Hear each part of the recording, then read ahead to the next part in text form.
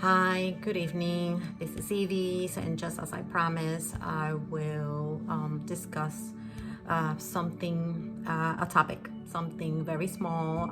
It won't take a long time. But before I discuss why I chose this particular story in the Bible, I should mention that we have to understand that when we are reading the Bible has been translated into many languages. So the information that we read, it is possible that within translation, the primary meaning of it has been lost. And there is nothing we can do about that, because when we're translating information from, example, English to Spanish, there are no words for all the vocabulary that we use in English, and the same way in Spanish. So if we're translating a word from word, there will be a problem translating. So when we do it, we will rearrange the words in a way where it's comprehensible in their language, or it has somewhat the same meaning. So that is why it's extremely important that when we are reading the Bible, we go back to the root of the language as to when it was written and who was the person reading this information, for whom it was created.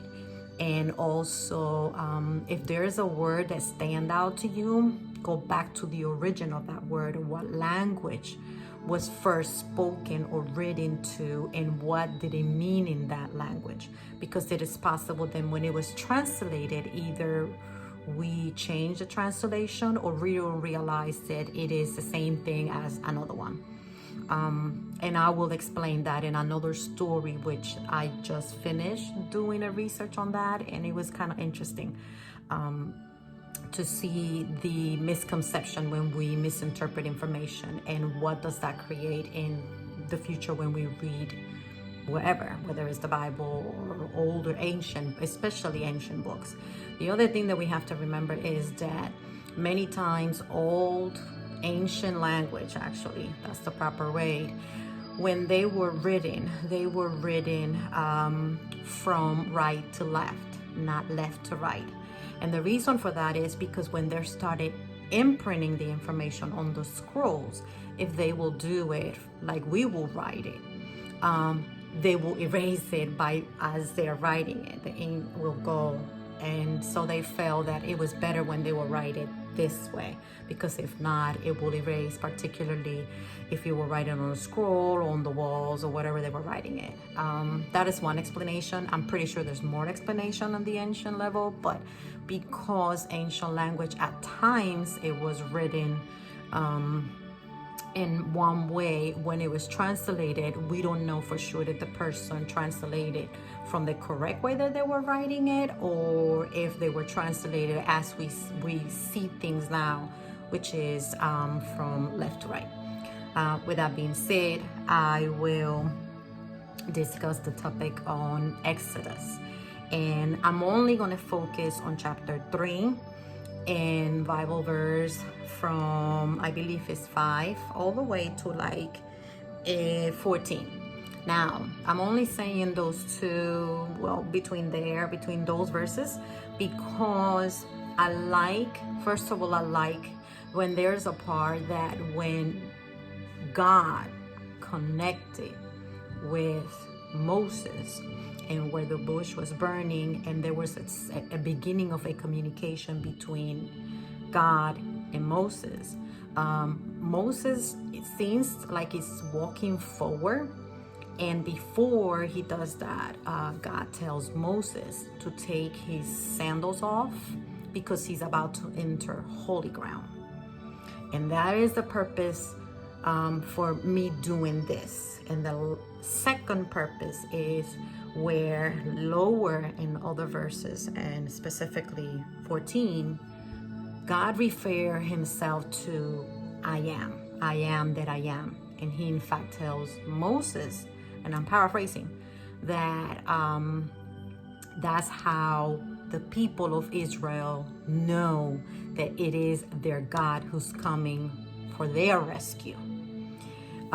We all know that within this time frame, Moses has left Egypt, and Moses was doing something completely different than what he was raised.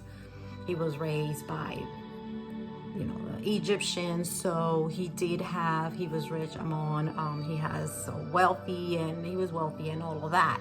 But at one point when he realized who he was, he got so lost that he just took off and left. And why that's important right now and why I use this one particularly today, well, one, because Exodus represents people leaving. You're leaving what you know. And Moses tells us in this story, and if you check everywhere, it tells you that Moses, according even to the Talmud, Moses wrote the 5 books of the Torah. And only the few last verses on the Deuteronomy was written by Joshua, and the reason for that is because by then Moses was dead. So when they're giving information about the death and all of that, of course we know he couldn't read it because he was dead. So Joshua finished that. With that being said, first of all, again, as I said, Exodus implies leaving, moving away from what you know, leaving everything behind. And prior from the Israelite leaving Egypt, Moses left. And Moses was living a different life, something that was not expected. So when God chose him, it's something that we feel the same way. We question, why us? Moses would question the same thing because, again, the way he was raised and what he was doing in the past would not qualify him to rescue God's people. And that is his mentality. But we do the same. We're no different. We feel that in our mind, we feel that when we are evangelizing or when we are spreading the word, when we are telling people things on how to change, we feel we're not worthy of doing that. And the fact is that it's not about who's worthy. The fact is that what we have done in the past makes us, whether it's good or what we think is bad or what we already judge as bad, it is exactly that thing that we have experienced in the past that give us the qualifications to help others, to save others. And this is not about just Christianity. Even if you follow other religions, this is what that means. It means leaving what you knew and leave for something completely different. And when God tells Moses, take your sandals off because you're entering into holy ground, my personal belief in that and what I truly understand is that when we are about to do something that is greater, I can't do it with my shoes. Why? Because my shoes represent what I have walked prior. So if I fail miserably with what I walk prior and I'm doing something new, then I must take my shoes off. Whether you want to put miracle shoes, whether you want to be barefooted, whatever you do, you cannot do it with the human shoes. Because when you're about to do extraordinary work, miracle work, however you want to call it, that takes a different pair of shoes. It's not about stilettos, which I love. It's not about sandals. It's not about none of that. It's about wearing shoes that are required for what you're about to do.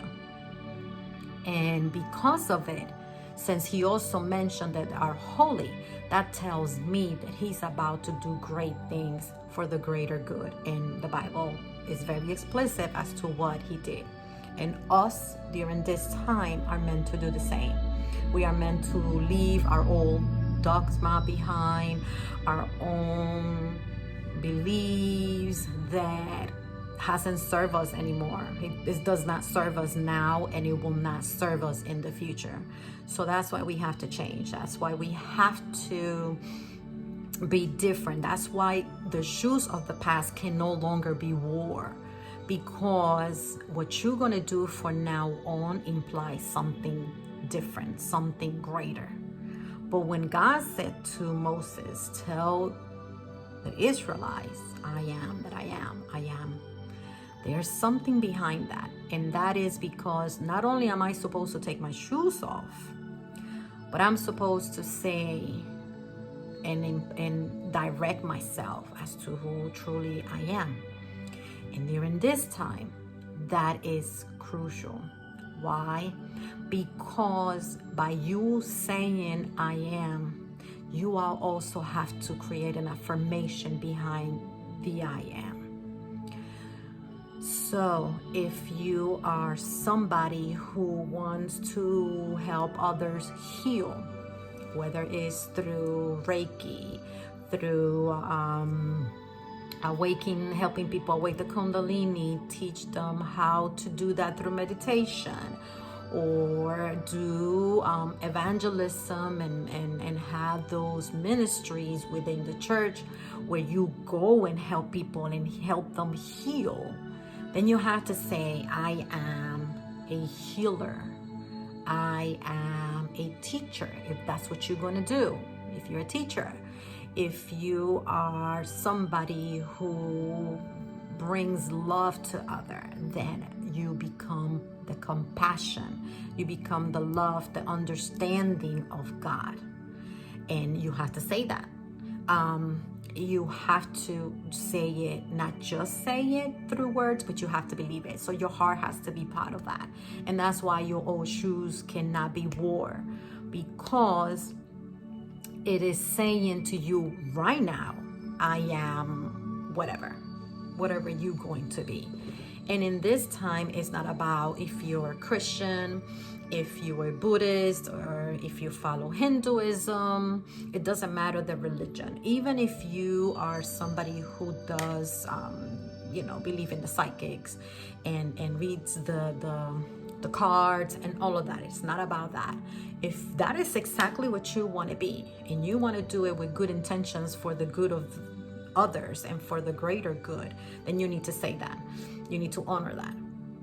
If you want to be like me, I've been dwelling with this for the longest, that I told my husband, and I'm very thankful that he's giving me this opportunity to do this, is that I told him that while I'm studying and until I finish, and even after, I will do these videos, because I feel that we don't have to pay to go to a university to know this. We should be able to, all of us, share this information and use the media for that. Use the videos, use Instagram, Facebook, use all of that. So this way we can help those that cannot go to and further their education. Again, I am grateful that I can do that. But not everybody can't do that. Some people have children, even though they have the money, but they cannot afford also to go to school. Or some people are just extremely busy with their job, which that was my problem many, many years ago. This is something I wanted to do. But now that I'm able and capable of doing it, then who am I? And what I like to do, and my intentions for this, is to teach. So I am the person who would like to share this knowledge. And it's not that I'm saying that I'm the perfect teacher, because I am not. This is not about me being a teacher. This is about me sharing the knowledge that I acquire throughout the years of study. And you do the best judgment. And this is something that if it helps you grow, then that is my intention. Even if it helps one person, the intentions are still there. And if it only helps one person, then my job is being done. And again, I am not saying that I am the the perfect person, because I don't know it all, nor do I intend to know it all. My job is to be familiar with everything that can help me grow spiritually. If in the future, when I finish the degree, I become a teacher, then I'll probably teach at the same school where I am being the student now, which, by the way, I should clarify for a minute that this is a school. It's a very small seminar Bible college, and they are strictly only teaching theology. That's all they do, which is amazing. They have 3 different areas. They have the ministry, pastoral, evangelism degree. They also have the counseling Christian program, and they have the Christian study program, which is the one that I am involved. And I chose Christian studies because it gives me an idea of all the aspects of theology, not necessarily just pastoral or evangelism. And it's called, the place that I go to is called Potter House Bible and Seminary College. For those that are interested, and they actually are extremely affordable. You can do it online. You can go in person. With the COVID, pretty much everybody is doing it online. But if you're interested, again, it's called Potter's House Bible and Seminar College and Bible Seminar College. And if you're interested, again, it's very affordable. They will talk to you. If you are there, I believe it's completely free. But if not, then you can definitely work some kind of program where you can still attend school and pay monthly payments. That's something that you want to talk about. And I chose this because learning about theology is, to me, is more also philosophical, because it sets me back, and it helps me understand the Bible and other books also, for that matter. But I did wanted to say that, because when I'm speaking about in the future, when I will talk about Santeria or Spiritism or any other religion that had nothing to do with Christianity itself, I did not learn that in that school. That school is specifically theology, and they're amazing, but it's extremely theology. All the other aspects, I learned it through my own experience and what I have seen with people that I know. And again, I'm not intend to be an expert, but when I will mention things like that, I will use people, names, where you can actually go back and look and see what they're doing and how they're doing it. Because again, we are definitely misinformed about all of those religions as well. So with that being said, going back to Exodus, and the reason why I choose that, as I said before, is because within the spiritual realm, I have to know who I am, but I also have to know my purpose and my mission in this earth. And this is why sometimes we are so lost, and we don't know. We want to do a lot of things, but we just don't know which one to pick. And if you still feel that way, then I'll suggest that you begin to reach God in different ways, like through prayer, meditation, and chanting, however you want to do it. But just seek for that prime source of creation where it can lead you to your purpose and mission in this world. Otherwise, you're still going to be like a child, putting your hands all over the place, and you will not be feeling fulfilled like you're supposed to feel fulfilled. And yes, we will learn, and every day we will learn something different, but the difference is that you have a purpose for learning that, and not like a bee that you go in every flower. You will be more focused, and that is your guidance. Again, and the reason why I chose Moses is also because Moses did commit murder. Moses was in denial of all of that. And at this time, not only we can be on denial, but we also have to realize why we're here. Like, if you understand the purpose behind, then you should know why you are experiencing what you're experiencing, why you are experimenting so many things, why the importance of integrating into everything, because we are all connected. In order for you to transcend, those three things have to happen. Otherwise, it won't happen. It's like a visual cycle, and you just don't learn. You just like stay stuck, and we don't want that. So Exodus is leaving behind what you believe, what you know it was through. It's almost like hitting a reset in a computer, and the computer goes back to something different. But I prefer when you turn your phone to get a new one and they completely erase the memory of the phone that you are turning in. Why? Because in order for them to give it to somebody else, it has to be new. So in order for you to begin something new, you have to be wiped out of your old. You have to be completely stripped away of your old.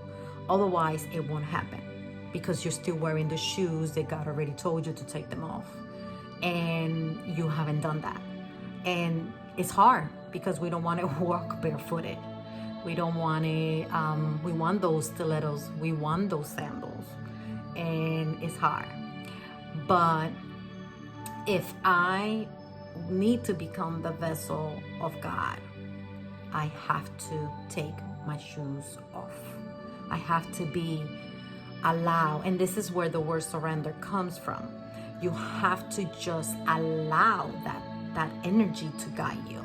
And that energy for Catholics is called Holy Spirit. But for people that follows Buddhism, it's called Chi. And those that follow Hinduism and other places, it's called Prana or Kundalini. It's all the same. That energy will not come down to us unless we surrender. We go into that blackness, to that darkness, in order for something new to come, in order for that new idea to come, in order for you to be like, oh God, I've been doing this all wrong. I should be doing something different. And Moses did everything by faith. He had it to do it. And sometimes we have to do that. Sometimes we want to see it in order for us to believe it. But at times, it's not for us to see it, but rather move forward in understanding the waves. As a matter of fact, it's all about the ocean water. It's about you navigating the water, even though the waters are rough. So you're not stopping the waters, because the waters can never be stopped. But it's about how you navigate through those waters that keep you stable with that strong ability to hold within, that stronghold that keeps you there with an anchor, and it keeps you there. And then when you need to move, you need to learn how to move through those waters and still not sink. That's something hard to do, but it's doable as long as we learn how to do it. So it takes practice. It takes practice. And that's what Moses did. Moses became that. Moses became the person who will remove not only himself, which he did that prior. He was in the wilderness for a while.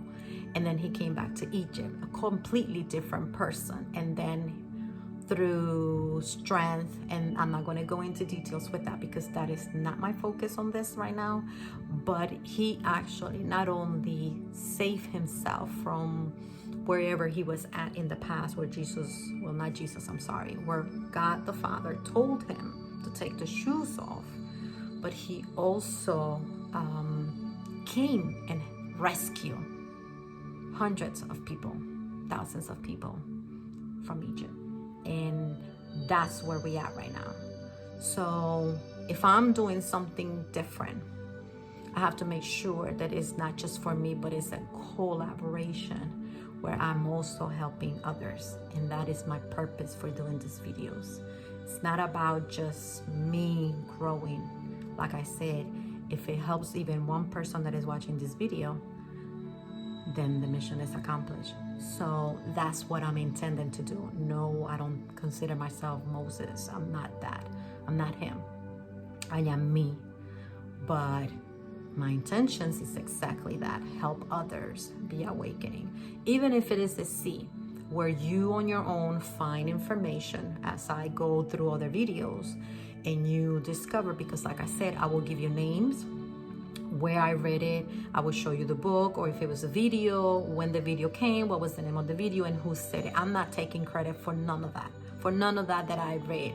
I will give them credit because that's their work, not mine. But I will tell you when I read it, what happened to me when I received that information, how I grasped that, and how that helped me grow. And that's what I got from Moses in those little Bible verses. I got from Moses that, one, we cannot walk with our own shoes if we want to see miracles, period. When we take the stand in this earth and said, I am, I can't do it with my shoes. I got to take them off. So once I do that, then I know for sure I'm walking holy ground. So today, I say to myself, I am not just a spirit, not just a soul, not just a body. I am intended to transcend from this realm. And because of it, I am shining the light for others to see where they can do the same. And that is the I am of me. So thank you. Have a blessed night, everyone. Peace and love for everyone. Bye-bye.